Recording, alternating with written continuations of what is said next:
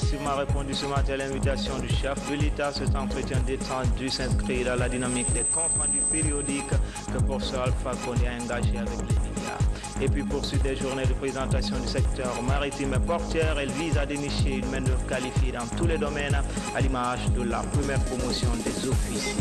Enfin, à quelques jours du coup d'envoi de la quinzaine régionale en Guinée, le ministère de la Culture vient de bénéficier d'un orchestre complet d'une valeur de 91 milliards.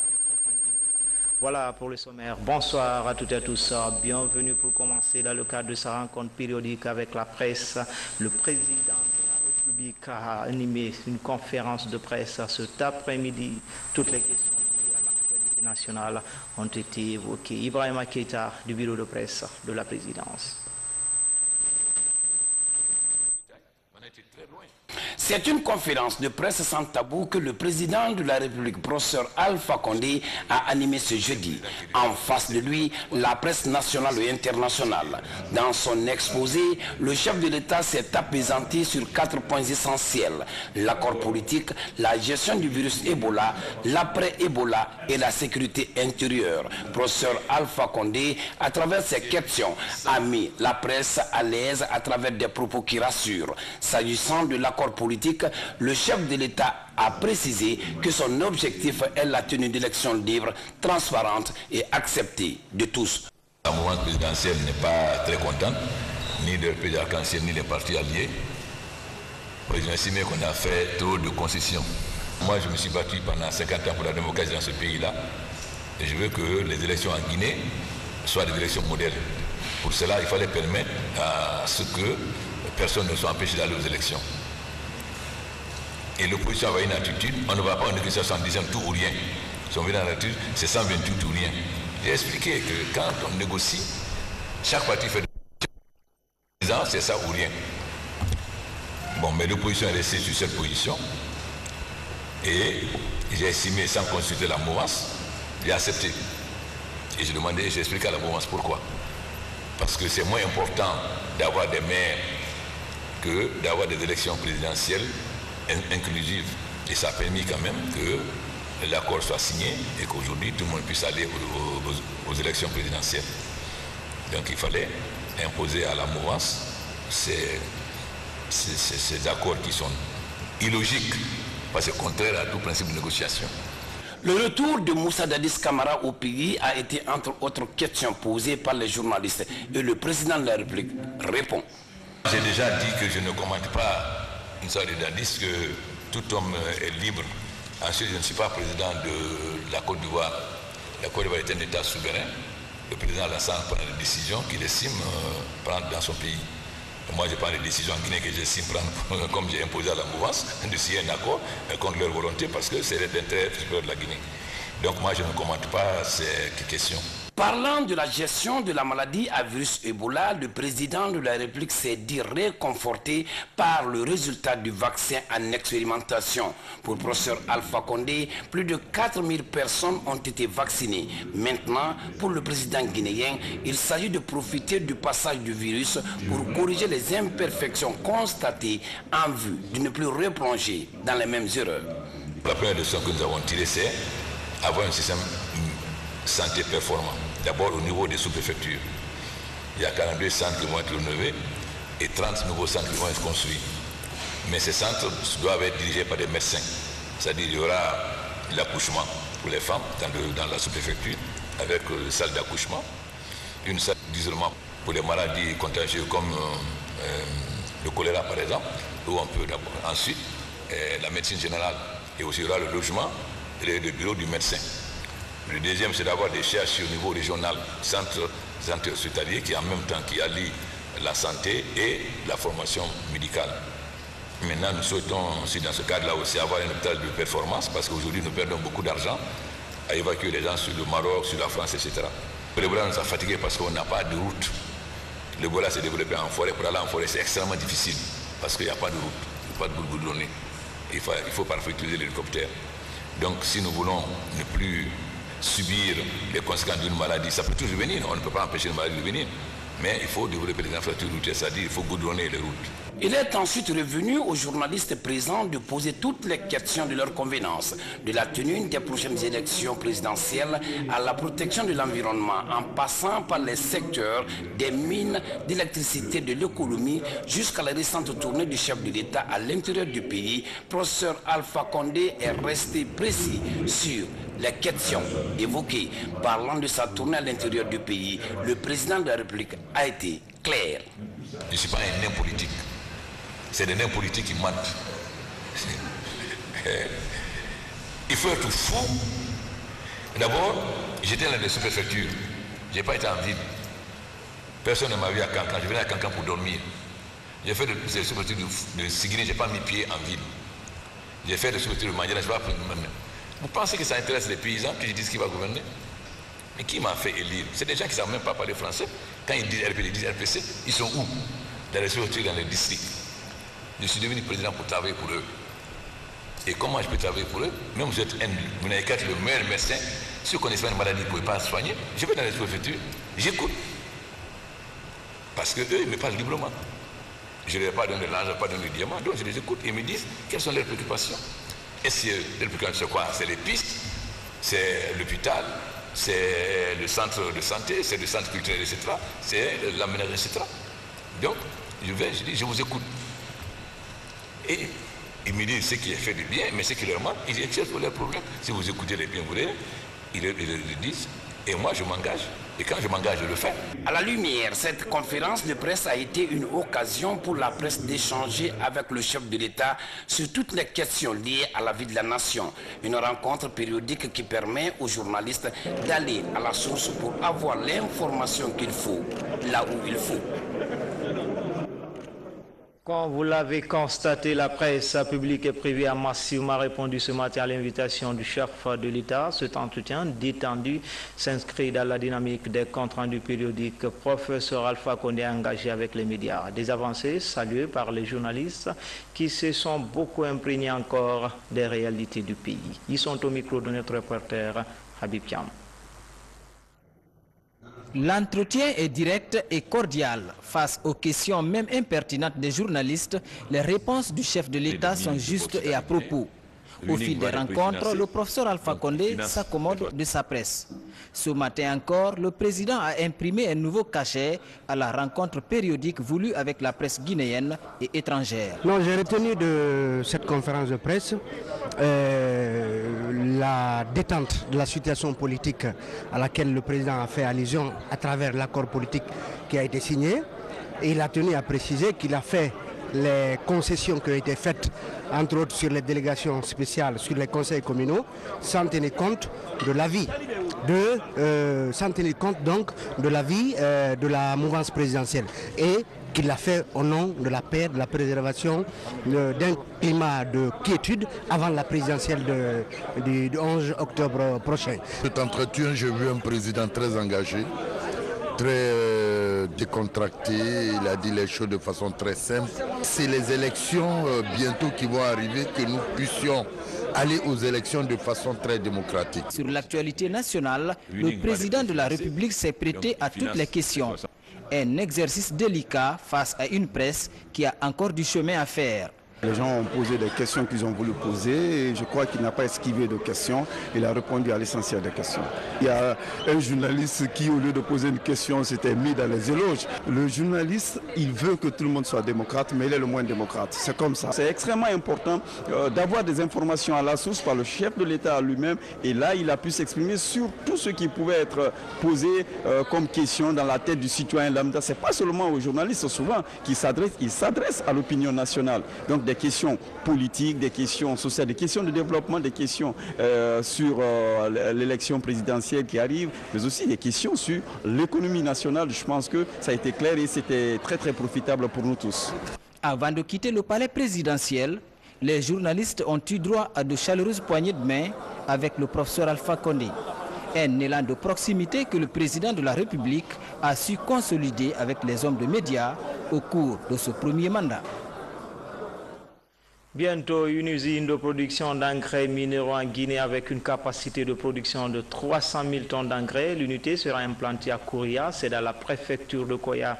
L'implantation de cette unité a fait l'objet d'une convention entre le gouvernement et la société Tokuna Agro Industrie. Reportage Mamadi Terna Kamisoko. Au palais Sékou Touréa ce jeudi, la Guinée et la société agro-industrie Toguna ont entamé l'une des plus belles aventures en faveur du paysanat guinéen. Le partenariat scellé à travers cette signature permet à notre pays de se doter de sa toute première unité de production d'engrais minéraux. Toguna Guinée sera implanté à Kouria dans la préfecture de Koya où un site de 5 hectares est déjà réservé. Il fallait tout de même faire ce qu'a fait le Mali, à savoir apprendre aux producteurs à utiliser l'engrais, mais au-delà de ça, nous sommes également en train de faire la carte de fertilité des sols de la Guinée. Nous sommes à 100 000 hectares pour l'instant, mais sur les 2 années à venir, nous comptons couvrir toute l'étendue du territoire pour permettre à Toguna de formuler des engrais qui seront beaucoup plus adéquats pour nos sols et par spéculation. Dès le premier trimestre de 2016, les sacs d'engrais produits en Guinée seront livrés aux paysans. La nouvelle usine aura une capacité de production de 300 000 tonnes alors que les besoins de la Guinée sont de 20 000 tonnes. Cette production permettra donc d'approvisionner certains pays de la sous-région. La capacité installée de production est de 300 000 tonnes. Donc c'est une capacité largement au-dessus des besoins de la Guinée. Mais nous avons installé volontairement ces 300 000 tonnes parce que nous croyons que très vite, dans les 3-5 prochaines années, la quantité de besoins de la Guinée en engrais va croître de manière significative. Ce partenariat public-privé est le reflet de la nouvelle dynamique de la politique de coopération du gouvernement guinéen. Dynamique qui sera effective sous peu entre la Guinée et le Mali dans le domaine des investissements. Je formule le vœu que très prochainement interviennent des contacts entre les deux gouvernements afin de discuter et de conclure un accord de protection, de promotion des investissements et une convention fiscale de non-double imposition et de lutte contre l'évasion fiscale. Au-delà de la création d'emplois dans le pays, l'implantation de cette nouvelle unité industrielle va booster le rendement agricole pour l'atteinte de l'autosuffisance alimentaire en Guinée. Les acteurs du commerce sont actuellement en conclave ici même à Conakry en toile de fond, auto-évaluer les besoins et priorités de la Guinée en matière de facilitation des échanges. C'est une initiative du ministère du Commerce en collaboration avec l'OIF et l'Organisation mondiale du commerce. Mori Kaba nous fait le point. Cette rencontre de Conakry est le résultat des programmes de développement de Doha obtenus par la Guinée après 9 ans de négociations. L'accord permet de rendre rapides et efficaces les procédures douanières et prévoit des dispositions pour l'assistance technique, mais aussi des renforcements des capacités. L'accord vise en fait la mise en place d'un guichet unique des opérations transfrontalières, c'est-à-dire le GUIOT, guichet unique des opérations transfrontalières. Or, ce guichet unique-là regroupera plutôt tous les acteurs qui interviennent à les imports et les exportations. Importation, donc quand le déclarant en douane vous-même, ce ne sera plus interdit. Vous pourrez venir déclarer votre marchandise et la dédouaner vous-même sans passer par le transitaire. Vous savez pertinemment qu'il y a une lourdeur administrative dans le domaine des douanes dans la plupart des pays en développement. Et ceux qui font les affaires, les business, souvent ils sont confrontés aux tracasseries liées aux transactions à la douane, soit avec les transitaires. Et donc l'accord sur la facilitation des échanges va permettre de simplifier et d'automatiser aussi toutes les procédures pour que ça fasse moins de temps, pour qu'on puisse mieux faire les business. Selon les estimations de l'Organisation mondiale du commerce, la simplification des procédures douanières peut faire gagner au pays 2 à 15% des valeurs des biens échangés. La République de Guinée, en tant que porte d'entrée privilégiée des marchandises en transit vers les pays voisins, porte un grand intérêt à faciliter le mouvement du commerce régional et international, transitant dans ces 2 ports, à savoir Conakry et Kamsar, et zones franches futures, et ainsi drainer des investissements liés aux échanges mondiaux. Pendant 5 jours, les besoins de procédures liés à l'exportation et l'importation seront déterminés pour éviter les gros d'étranglement au niveau des systèmes d'autonomisation et de transaction. Poursuite des journées de présentation du secteur maritime et portuaire et des filières développées par l'Académie des sciences techniques de la mer. Ces journées visent à dénicher une main-d'œuvre qualifiée dans tous les domaines, à l'image de la première promotion des officiers supérieurs de la navigation maritime. Notre reporter Foudi Kamara a rencontré un des anciens étudiants, images et témoignages. Après les années 80, un vent de renouveau souffle sur l'axe de coopération maritime Conakry-Abidjan. Moustapha Jamil Bari est un ancien étudiant de l'Académie régionale des sciences et techniques de la mer. Aujourd'hui responsable d'une société maritime, cet officier de la navigation est l'une des mains expertes qui participent à l'animation de la plateforme portuaire. Fort de la formation reçue à l'Académie d'Abidjan, je peux avec toute modestie vous dire qu'on a été les lions de la mer. On a traversé tous les océans de cette planète, comme je vous ai dit, le canal de Panama. On a commandé des gros bateaux qui ont jusqu'à 76 000 tonnes. On a fait des voyages de trentaine de jours, traversé le Pacifique, partir jusqu'au Japon. Disons que le monde n'a pas de secret, le monde maritime n'a pas de secret. Et si j'ai un conseil à donner à la nouvelle génération, c'est que je les encourage vivement à se lancer dans cette aventure.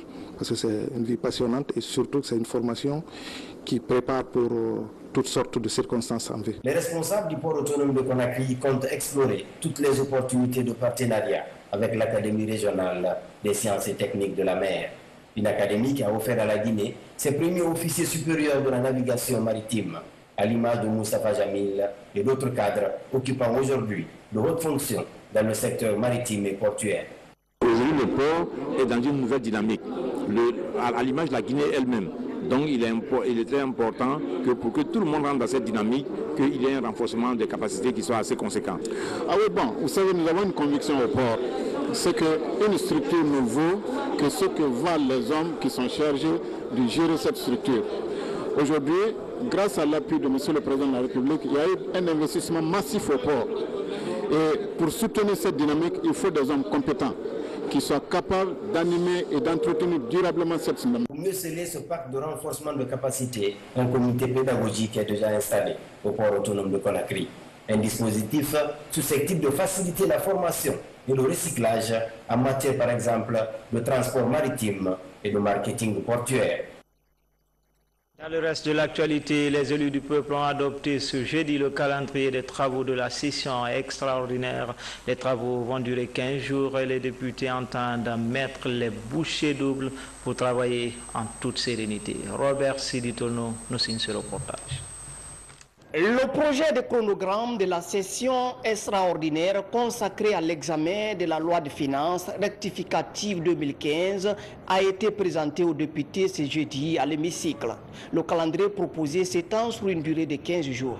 Il a été adopté à l'unanimité des députés présents et devrait permettre de prendre en compte quelques problèmes liés à ce projet. On a tenu compte de toutes les remarques pertinentes pour que le calendrier soit consommable. L'exécution de ces chronogrammes prévoit notamment les travaux en commission sur le collectif budgétaire, les intercommissions entre les députés, mais aussi l'explication des votes dans les groupes parlementaires.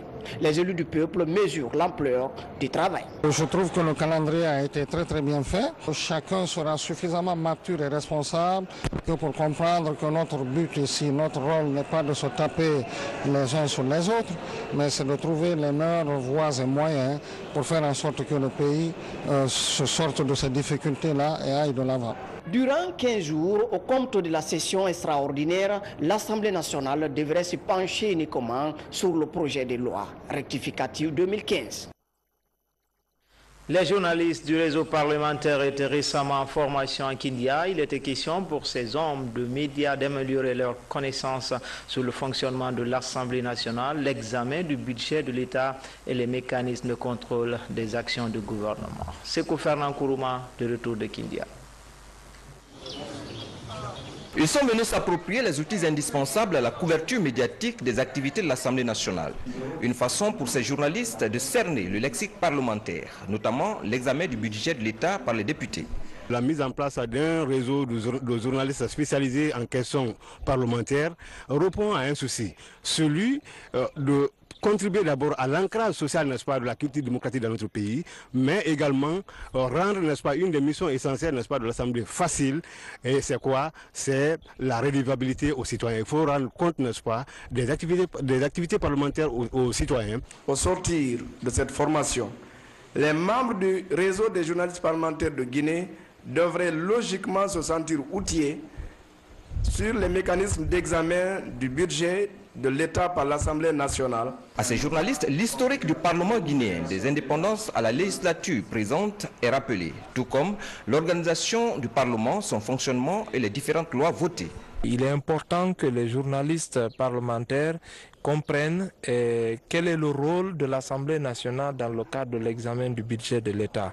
Quelles sont les différentes missions et comment est-ce que depuis le débat en commission jusqu'à l'adoption du budget total et qu'est-ce qui est fait. Au terme de l'atelier, ces journalistes sont outillés pour couvrir les activités de l'Assemblée nationale avec maîtrise. J'ai retenu d'abord ce qu'on appelle le budget, surtout quand on parle de budget annuel de l'État. Ce sont les prévisions. Et dans ces prévisions, nous avons les recettes et les dépenses.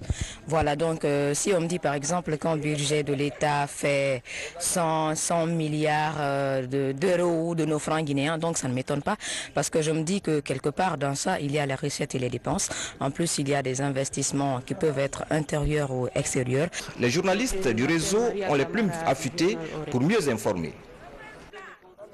Amener les administrateurs locaux à se débarrasser des vieilles pratiques, c'est l'objectif d'une session de formation qui se tient actuellement dans la région de Kankan. Elle concerne près d'une quarantaine de sous-préfets de la dite région. Mohamed Lamine Kamara pour plus de détails.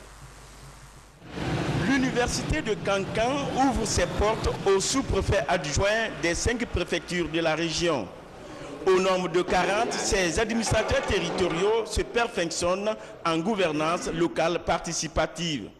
La démarche vise à amener ces gestionnaires des affaires publiques à se débarrasser des vieilles pratiques. Une fois que ces sous-préfets sont bien armés et bien outillés, ils vont effectivement changer de comportement. Et surtout, il y a un objectif principal. Vous savez que nous sommes à la veille des élections présidentielles. Et nous avons bel et bien 13 modules à dispenser à leur niveau. Il y a un module qui concerne le processus électoral. Il faut les apprendre comment se comporter avant, pendant et après les élections. Pour redresser l'administration territoriale, le ministère de tutelle fait de la formation des cadres son cheval de bataille. Le ministère de l'administration du territoire a bien compris, avec l'avènement du professeur Alpha Condé en 2010, de mettre sur pied un programme de renforcement des capacités et qui aujourd'hui permet le passage de l'administration de commandement à l'administration du département. Pendant 10 jours, ces sous-préfets adjoints vont apprendre plusieurs modules sur la bonne gouvernance.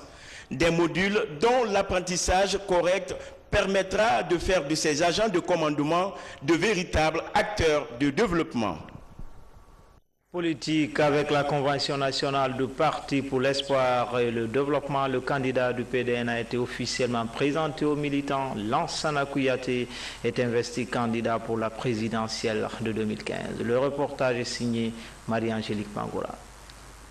Il reçoit le fanion du Parti de l'espoir et du développement national. Lansana Kouyaté est choisi par ses militants et militantes pour défendre les couleurs de son parti à la présidentielle le 11 octobre 2015 en Guinée. J'accepte d'être le candidat du PDN à l'élection présidentielle du 11 octobre 2015. Au cours de cette convention, le candidat du PEDN a dévoilé son projet de société. Le Parti de l'espoir continuera de susciter l'éveil des jeunes, des femmes, des hommes et des travailleurs qui ne peuvent ni tout se permettre, ni tout accepter. La République en montre la direction et la démocratie en définit les modalités. Le retour de Lansana Kouyaté réjouit ses alliés de l'opposition républicaine. Tous sont venus apporter leur soutien à l'ancien Premier ministre absent du pays depuis 18 mois.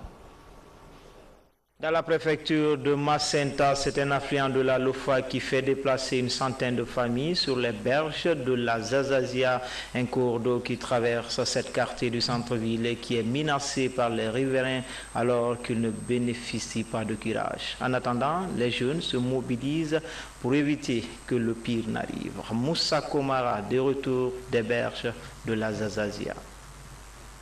Les eaux du Marigot Zazazia retrouvent le calme.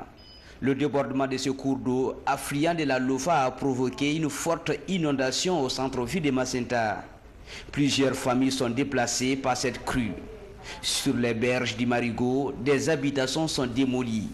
Mais au quartier Mbalia, les victimes commencent à réparer les dégâts.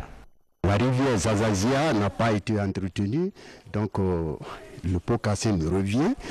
L'inondation, chaque fois, l'inondation, ça vient jusque là. Dans 3 à 4 heures de temps, nous sommes inondés, toute la famille, on passe dans l'eau.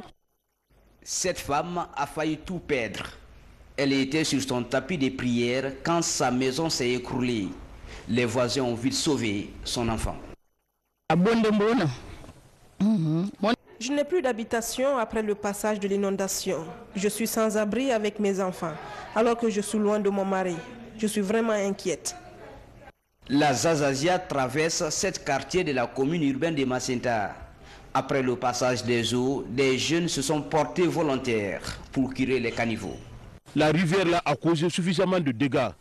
Vous avez fait le constat, vous voyez les bâtiments là. Les bâtiments là, ils étaient tous habités, mais aujourd'hui, il n'y a personne. Tout le monde a déserté. Cette inondation a rappelé à tous l'urbanisation anarchique de la ville de Macenta et ses canaux d'évacuation d'eau de ruissellement presque tous bouchés. Dossier défense avec la fin du stage de formation pour le certificat d'aptitude technique du premier degré. Ces jeunes gradés sont désormais capables d'accomplir les missions simples au sein d'un groupe de combat. Compte rendu sergent Marcel Massadouno, correspondant de la presse militaire. Il constitue la 12e promotion du certificat d'aptitude technique du premier degré CAT1. Au terme de 6 mois de formation théorique et pratique, 511 jeunes militaires, dont 19 filles venues des différentes armées des unités de la capitale et de l'intérieur du pays, reçoivent leur diplôme de fin de stage. Au sortir de ce stage, nous nous sentons mieux, aguerris, valides et aptes à remplir correctement le rôle dévolu au chef d'équipe au combat et celui du gradé de contact dans un corps de troupes. Aux heureux récipiendaires, 6 mois durant, vous avez accepté de vous soumettre aux exigences de la formation pour enfin mériter ce certificat dont la valeur sera déterminée par votre savoir-faire et savoir-être. La formation des jeunes est devenue de nos jours l'un des objectifs prioritaires des autorités de la Troisième République. C'est pourquoi le commandement militaire invite ses stagiaires à mettre en exergue les connaissances acquises au cours de cette formation pour bien accomplir leur mission. Vous avez reçu une formation qui vous permettra de vous acquitter honorablement de votre mission, celle de la défense de l'intégrité territoriale, la défense des personnes et de leurs biens. Dans les semaines à venir, le centre d'instruction d'infanterie du kilomètre 36 compte accueillir d'autres stagiaires pour la même formation. Favoriser l'émergence, telle est la volonté qu'affichent les responsables de l'université Kofi Annan de Guinée. Chaque année, les promotions sortantes, toutes filières confondues, bénéficient de certains cours de perfectionnement en technique d'entreprise et de recherche d'emploi. Un programme appuyé par le Centre d'études et de communication. Les précisions avec Habib Kiam. En principe, un seul moyen de gagner de l'argent quand vous avez une entreprise. Entrepreneuriat, technique de recherche d'emploi, gestion des ressources humaines et projets de développement, tel est le sens de ce cours. Il est dispensé aux étudiants sortants de l'université Kofi Annan de Guinée. Aujourd'hui, l'une des priorités de l'université Kofi Annan, c'est de faciliter l'insertion socio-professionnelle de ces diplômés. Et c'est dans ce cadre que nous organisions chaque fin d'année pour les promotions sortantes des formations de renforcement de capacité pour les aider effectivement et efficacement à intégrer le marché de l'emploi. Pour réussir ce pari, l'expertise du Centre d'études et de communication est sollicitée. C'est l'ambition de l'excellence, c'est pourquoi nous sommes venus apporter notre expertise, n'est-ce pas, à cette très belle université pour renforcer la capacité des étudiants. À terme, 500 étudiants vont être formés. Tout un défi pour ces jeunes diplômés venus de différentes disciplines. Cette formation est d'une grande utilité pour nous parce que ça nous parle de marché d'emploi et vraiment comment faire un projet d'entreprise. Et il faut être préparé à l'avance. Moi, étant diplômé de relations internationales, je ne suis pas trop capable de suivre une formation qui porte sur l'entrepreneuriat. Mais cette formation m'apporte beaucoup de choses. À Sigiri, le Centre d'études et de communication a formé et accompagne 30 associations. Elles sont pour la plupart tournées vers l'agriculture, la boulangerie, la pisciculture ou encore le reboisement. Page culture, à quelques jours du coup d'envoi de la quinzaine artistique régionale en Guinée, le ministère de la Culture vient de bénéficier d'un orchestre complet. C'est un geste de la LONAGUI estimé à près de 96 milliards de francs guinéens. Francis Collier. C'est un orchestre complet pour redonner du souffle à la culture guinéenne. Un premier geste du régulateur des jeux en Guinée qui compte aller plus loin. Ce don d'une valeur de 96 millions de francs guinéens est composé de guitares, de trompettes, de batteries et accessoires. Sa remise a mobilisé cadres et hommes de culture. La Guinée a fait la fierté en 1958 de tout le continent. Nous souhaiterions que notre pays continue à faire la fierté de notre continent à travers son art et sa culture. Et ce qui est possible, c'est la raison pour laquelle la LONAGUI, qui est une société, qui est un régulateur de jeux, a décidé d'offrir ces instruments. Nous offrirons tous les 4 mois un orchestre au ministère de la Culture. Ce don de la LONAGUI intervient au moment où le département de la culture est dans la fièvre de la quinzaine artistique régionale. Cela est un signal fort. Vous savez, la culture se nourrit constamment. On doit la nourrir constamment aussi. Et donc c'est un appel que je lance à toutes les... De se doter de sa toute première unité de production d'engrais minéraux, Toguna Guinée sera implanté à Kouria dans la préfecture de Koya où un site de 5 hectares est déjà réservé. Il fallait tout de même faire ce qu'a fait le Mali, à savoir apprendre aux producteurs à utiliser l'engrais, mais au-delà de ça, nous sommes également en train de faire la carte de fertilité des sols de la Guinée. Nous sommes à 100 000 hectares pour l'instant, mais sur les 2 années à venir, nous comptons couvrir toute l'étendue du territoire pour permettre à Toguna de formuler des engrais qui seront beaucoup plus adéquats pour nos sols et par spéculation. Dès le premier trimestre de 2016, les sacs d'engrais produits en Guinée seront livrés aux paysans. La nouvelle usine aura une capacité de production de 300 000 tonnes alors que les besoins de la Guinée sont de 20 000 tonnes. Cette production permettra donc d'approvisionner certains pays de la sous-région. La capacité installée de production est de 300 000 tonnes. Donc c'est une capacité largement au-dessus des besoins de la Guinée. Mais nous avons installé volontairement ces 300 000 tonnes parce que nous croyons que très vite, dans les 3-5 prochaines années, la quantité de besoins de la Guinée en engrais va croître de manière significative. Ce partenariat public-privé est le reflet de la nouvelle dynamique de la politique de coopération du gouvernement guinéen. Dynamique qui sera effective sous peu entre la Guinée et le Mali dans le domaine des investissements. Je formule le vœu que très prochainement interviennent des contacts entre les 2 gouvernements afin de discuter et de conclure un accord de protection, de promotion des investissements et une convention fiscale de non-double imposition et de lutte contre l'évasion fiscale. Au-delà de la création d'emplois dans le pays, l'implantation de cette nouvelle unité industrielle va booster le rendement agricole pour l'atteinte de l'autosuffisance alimentaire en Guinée. Les acteurs du commerce sont actuellement en conclave ici même à Conakry en toile de fond, auto-évaluer les besoins et priorités de la Guinée en matière de facilitation des échanges. C'est une initiative du ministère du Commerce en collaboration avec l'OIF et l'Organisation mondiale du commerce. Morikaba nous fait le point. Cette rencontre de Conakry est le résultat des programmes de développement de Doha obtenus par la Guinée après 9 ans de négociations. L'accord permet de rendre rapides et efficaces les procédures douanières et prévoit des dispositions pour l'assistance technique, mais aussi des renforcements des capacités. L'accord vise en fait la mise en place d'un guichet unique des opérations transfrontalières, c'est-à-dire le GUIOT, guichet unique des opérations transfrontalières. Or, ce guichet unique-là regroupera plutôt tous les acteurs qui interviennent à les imports et les exportations. Donc, quand le déclarant en douane vous-même, ce ne sera plus interdit. Vous pourrez venir déclarer votre marchandise et la dédouaner vous-même sans passer par le transitaire. Vous savez pertinemment qu'il y a une lourdeur administrative dans le domaine des douanes dans la plupart des pays en développement.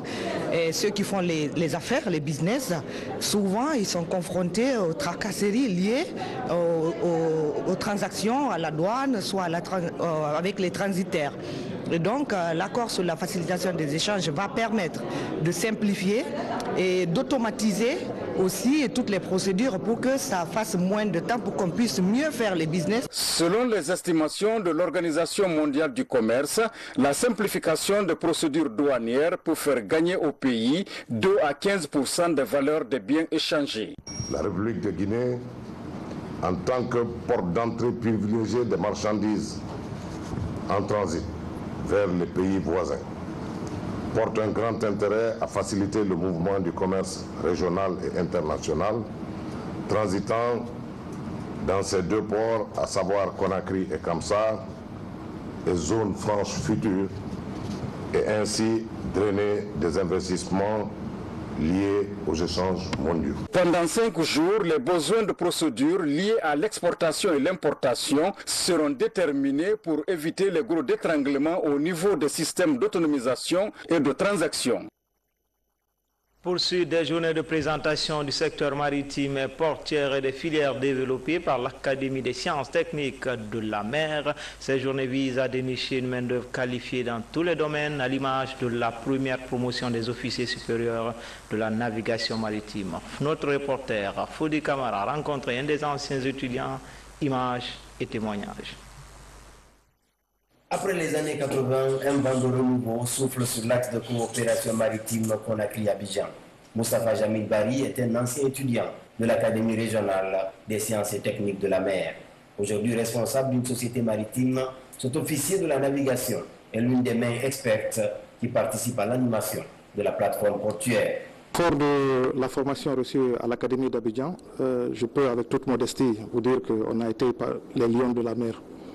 On a traversé tous les océans de cette planète, comme je vous ai dit, le canal de Panama. On a commandé des gros bateaux qui ont jusqu'à 76 000 tonnes.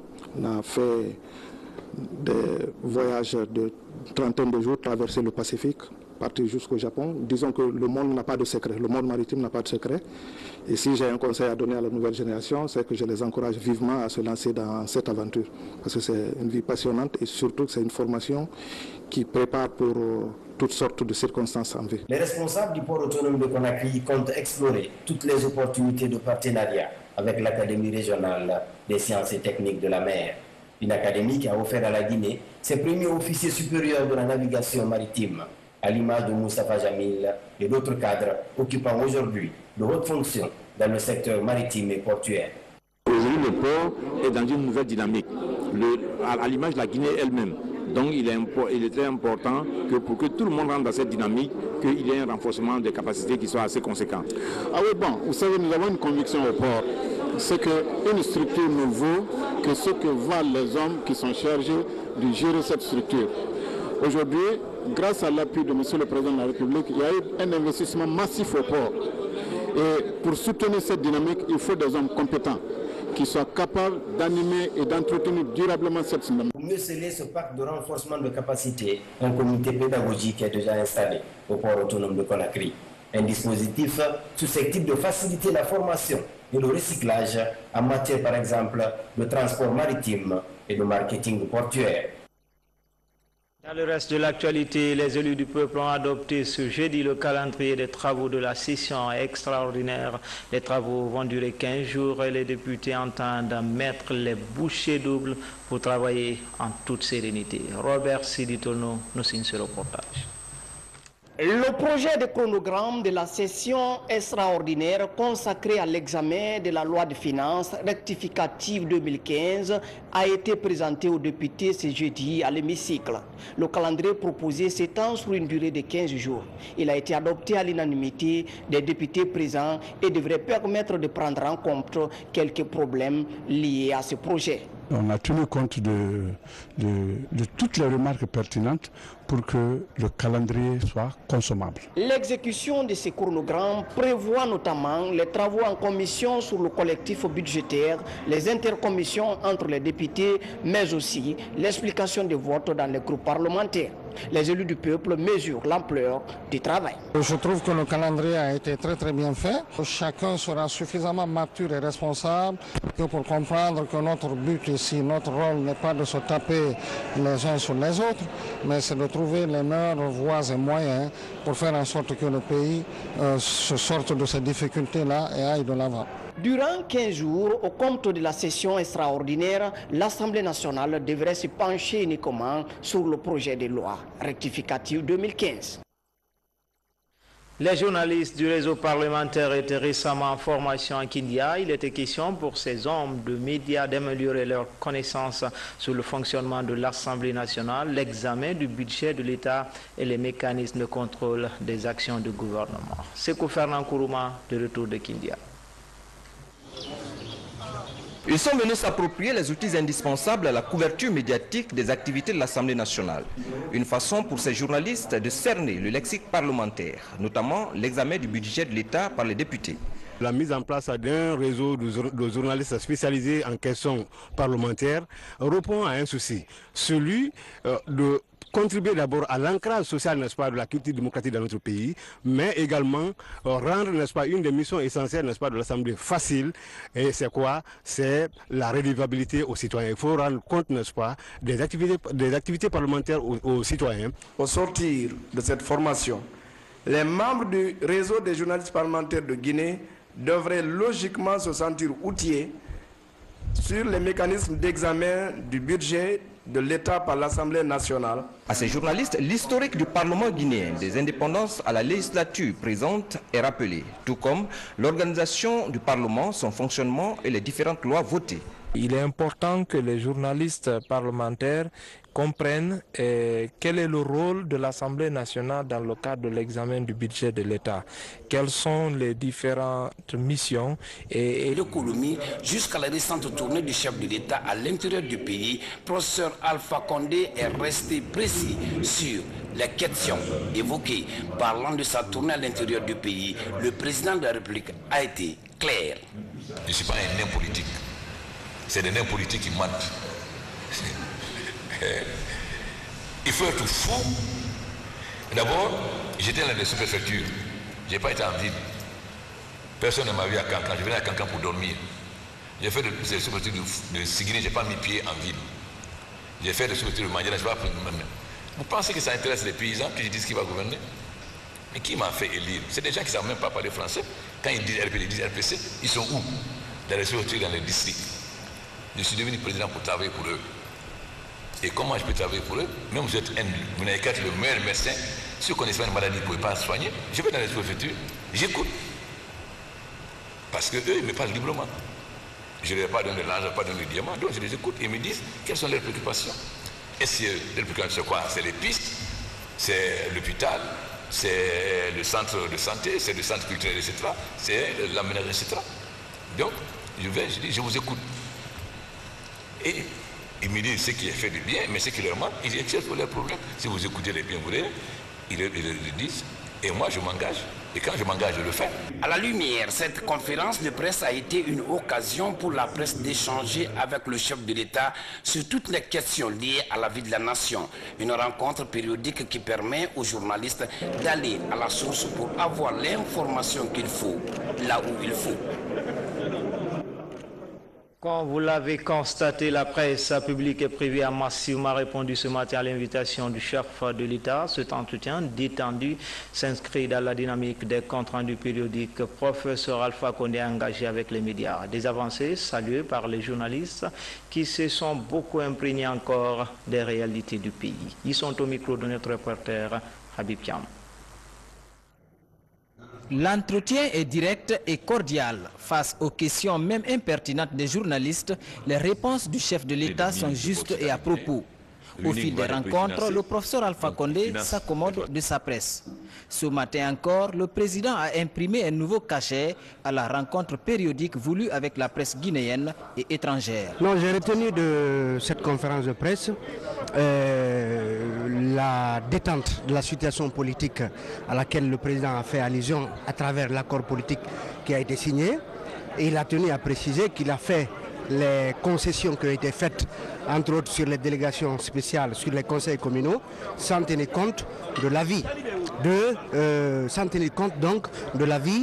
la mouvance présidentielle.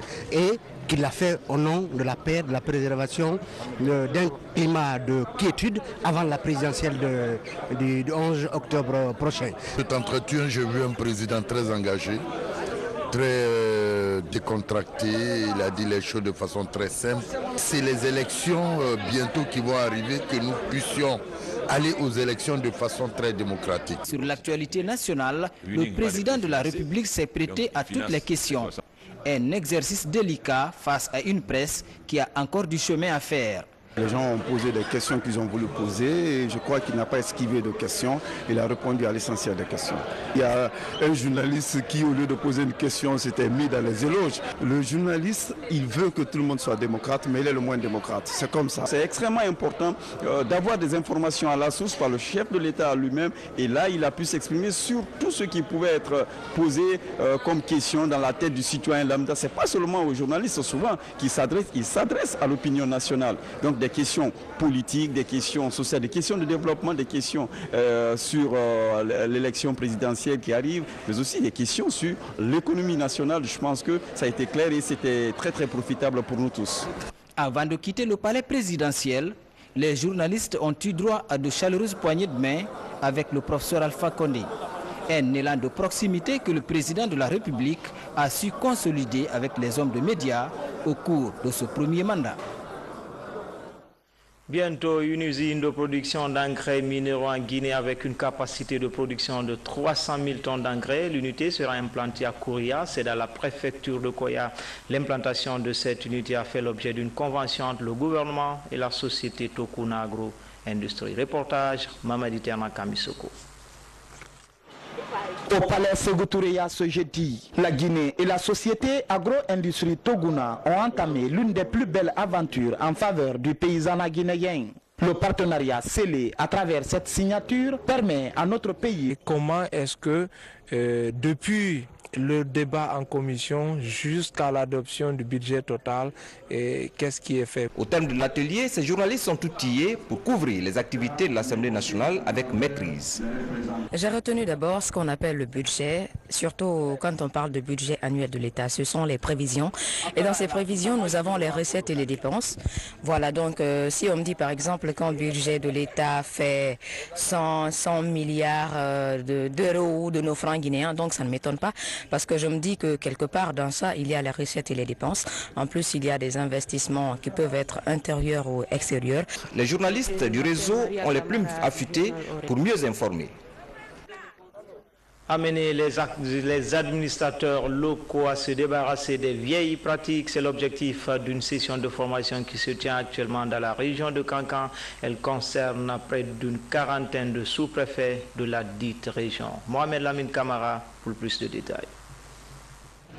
L'université de Kankan ouvre ses portes aux sous-préfets adjoints des 5 préfectures de la région. Au nombre de 40, ces administrateurs territoriaux se perfectionnent en gouvernance locale participative. La démarche vise à amener ces gestionnaires des affaires publiques à se débarrasser des vieilles pratiques. Une fois que ces sous-préfets sont bien armés et bien outillés, ils vont effectivement changer de comportement. Et surtout, il y a un objectif principal. Vous savez que nous sommes à la veille des élections présidentielles et nous avons bel et bien 13 modules à dispenser à leur niveau. Il y a un module qui concerne le processus électoral. Il faut les apprendre, comment se comporter avant, pendant et après les élections. Pour redresser l'administration territoriale, le ministère de tutelle fait de la formation des cadres son cheval de bataille. Le ministère de l'administration du territoire a bien compris, avec l'avènement du professeur Alpha Condé en 2010, de mettre sur pied un programme de renforcement des capacités et qui aujourd'hui permet le passage de l'administration de commandement à l'administration du département. Pendant 10 jours, ces sous-préfets adjoints vont apprendre plusieurs modules sur la bonne gouvernance. Des modules dont l'apprentissage correct permettra de faire de ces agents de commandement de véritables acteurs de développement. Politique avec la Convention nationale du Parti pour l'espoir et le développement, le candidat du PDN a été officiellement présenté aux militants. Lansana Kouyaté est investi candidat pour la présidentielle de 2015. Le reportage est signé Marie-Angélique Mangora. Il reçoit le fanion du Parti de l'espoir et du développement national.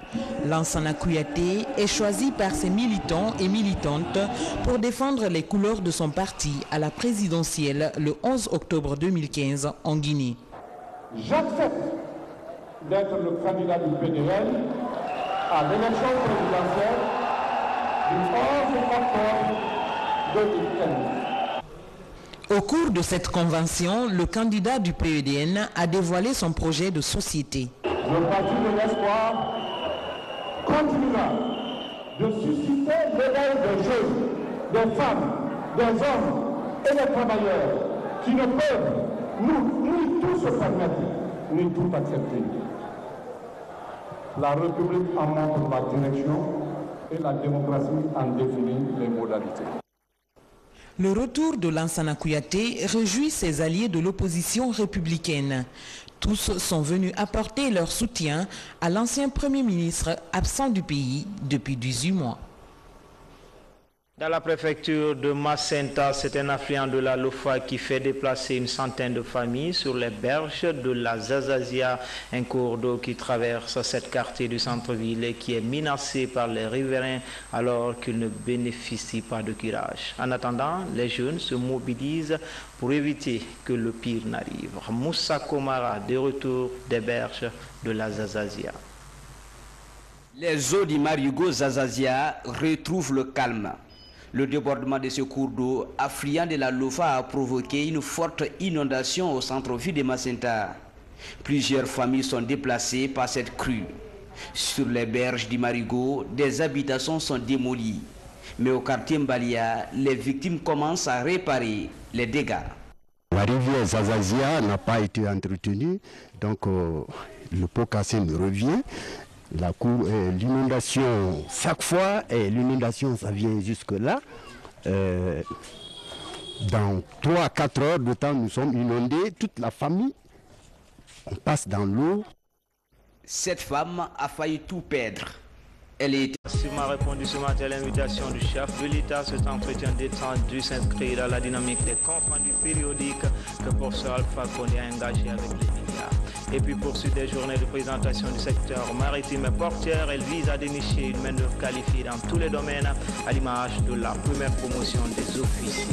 Enfin, à quelques jours du coup d'envoi de la quinzaine régionale en Guinée, le ministère de la Culture vient de bénéficier d'un orchestre complet d'une valeur de 91 milliards.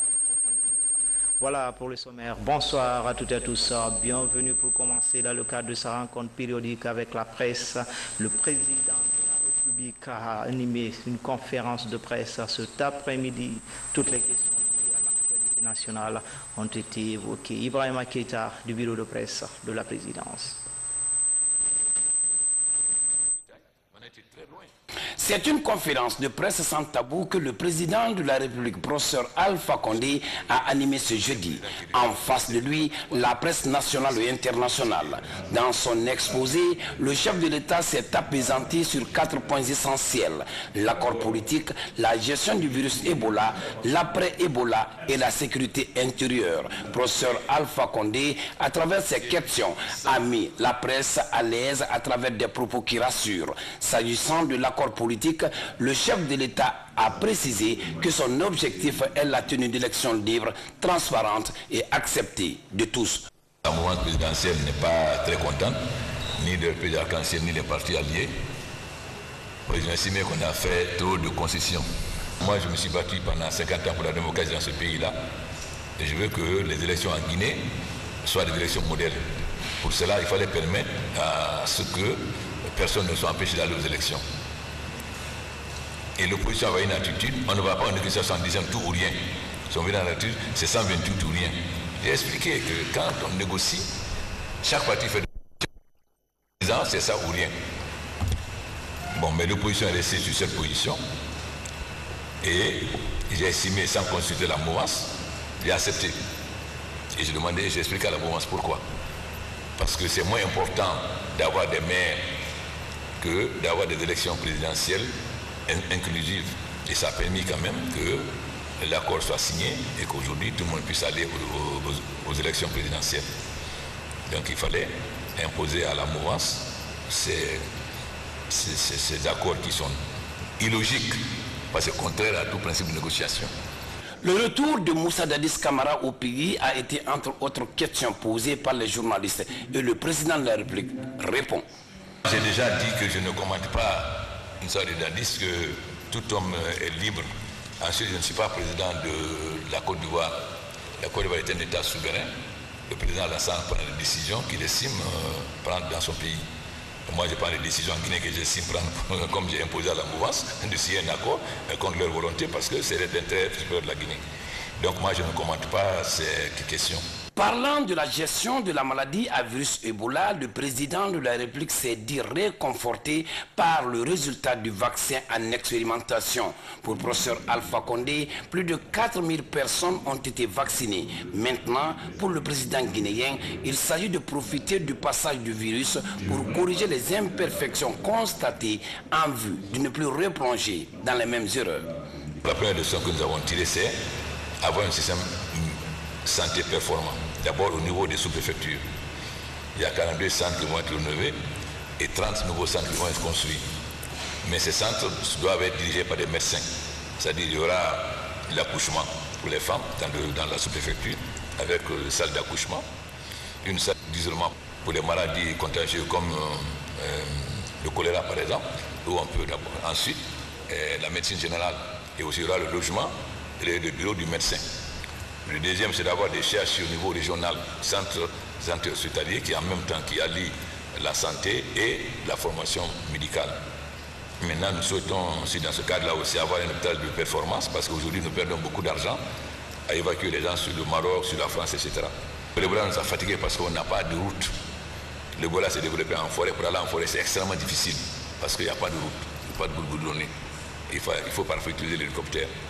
Donc si nous voulons ne plus subir les conséquences d'une maladie, ça peut toujours venir, on ne peut pas empêcher une maladie de venir, mais il faut développer des infrastructures routières, c'est-à-dire il faut goudronner les routes. Il est ensuite revenu aux journalistes présents de poser toutes les questions de leur convenance, de la tenue des prochaines élections présidentielles à la protection de l'environnement, en passant par les secteurs des mines d'électricité, de